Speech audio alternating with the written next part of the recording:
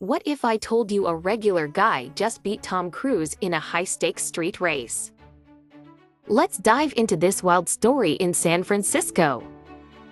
It's PM, and our hero Alan is cruising down Van Ness when he notices something unbelievable. A flashy red Ferrari pulls up next to him. Who's behind the wheel? None other than the one and only Tom Cruise. Tom leans over and says, "When the light turns green, let's race." Talk about an invitation for a showdown. With a quick exchange of playful trash talk, the race is on. Both riders bolt forward at lightning speed. But who's in the lead? Tom's in front until... Oh no! The cops show up to pull him over. That's game over for the Hollywood star. And just like that, Alan zooms past, shouting, "Better luck next time."